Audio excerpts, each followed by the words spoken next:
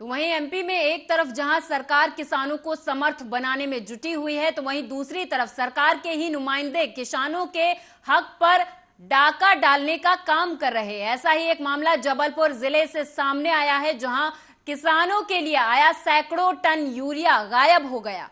सहकारी समितियों में जाने वाला यूरिया कहां गया, किसी को मालूम नहीं। अब अधिकारी इस मामले में जांच की बात कर रहे हैं। 25 अगस्त को ट्रेन के जरिए करीब 2666 मैट्रिक टन यूरिया जबलपुर आया था। नियमों के मुताबिक इसका 70% हिस्सा यानी करीब 1852 metric ton urea Mandla, Dindori, Seoni और दमोह में भेजा जाना था, लेकिन तय की गई मात्रा के बदले महज 10 से 25% की यूरिया इन जिलों में पहुंची है। बाकी कहां चला गया, अब तक किसी को इसकी जानकारी नहीं। जो यूरिया गायब है उसकी अनुमानित कीमत 3 करोड़ रुपए आंकी जा रही।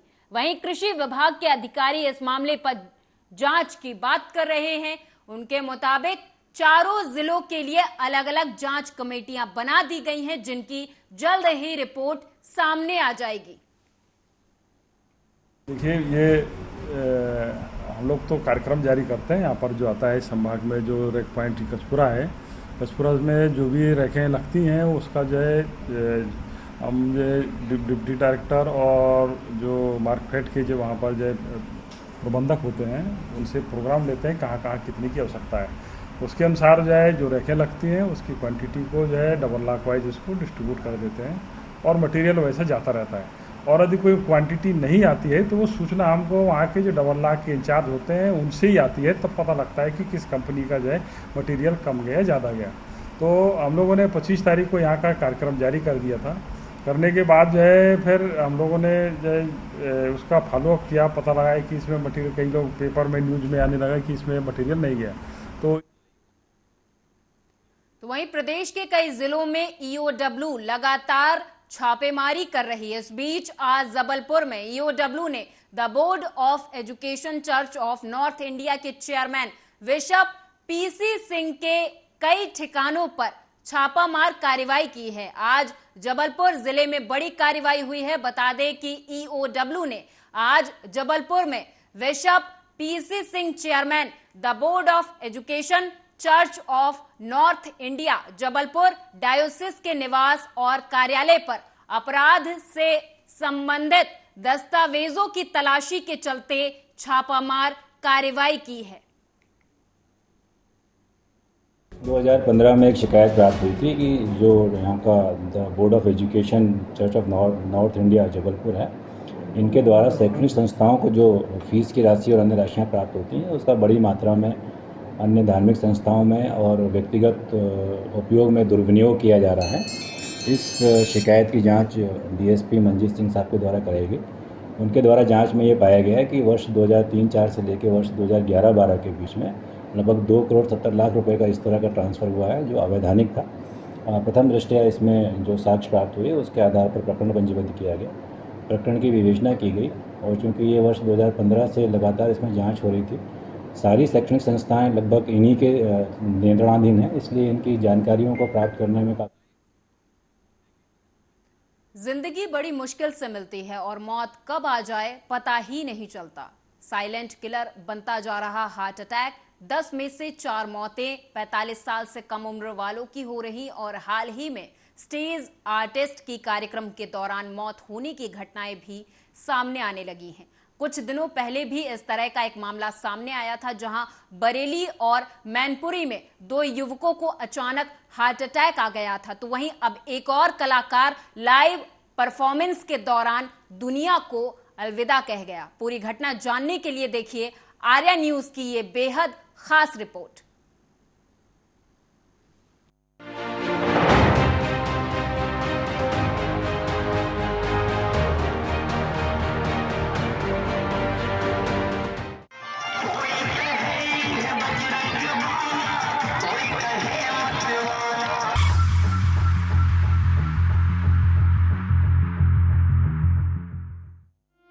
कुछ दिनों पहले की ही तो बात है जब रामलीला मंचन के दौरान एक युवक जो कि हनुमान का पात्र निभा रहा था, उसे नाटक के दौरान ही दिल का दौरा पड़ जाता है और वहाँ बैठी जनता को ये नाटक का एक भाग लग रहा था।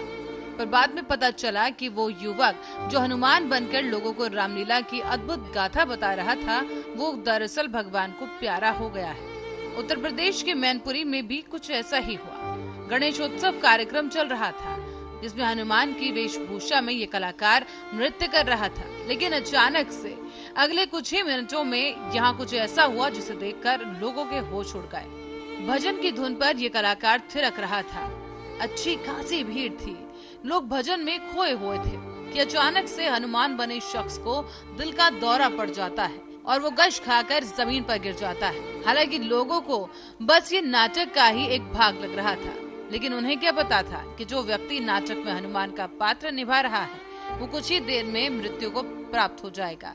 अब आप ये सोच रहे होंगे कि आखिर हम आज ये मामला आपको दोबारा क्यों बता रहे हैं, तो हम आपको बता दें कि ये एक बार फिर से ऐसा ही एक मामला संज्ञान में आया है, जहाँ एक शख्स जो कि देवी पार्वती की वेशभूषा धारण कर नाच रहा होता है, अचानक से उसे दिल का दौरा पड़ जाता है और वो जमीन पर गिर जाता है और उस पर ताली बजा रहे वहाँ के लोगों को ये समझ ही नहीं आया कि जिस शख्स के नृत्य पर वो ताली बजा रहे हैं, वो अपनी आखिरी सांसें गिन रहा है। लोग उसे नृत्य का हिस्सा मान रहे थे।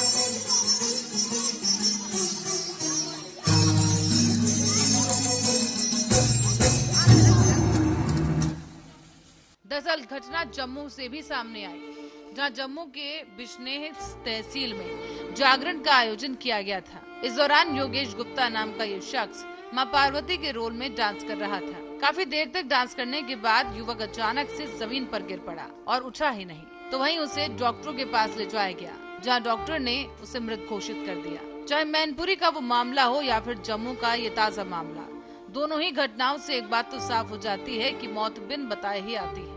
लेकिन यहाँ एक बड़ा सवाल खड़ा हो जाता है कि क्या हार्ट अटैक से बचा नहीं जा सकता। तो हम आपको बता दें कि एक्सपर्ट्स का मानना है कि हार्ट अटैक आने से पहले कई बार संकेत देता है।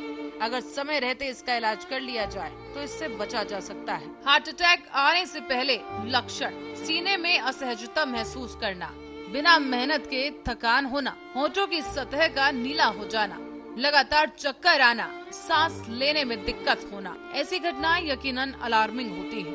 अगर किसी भी तरह की अनदेखी आप अपनी हेल्थ को लेकर कर रहे हैं तो फौरन सचेत हो जाएं। जरूरी हो तो डॉक्टर से सलाह जरूर लें। Special desk, Arya news.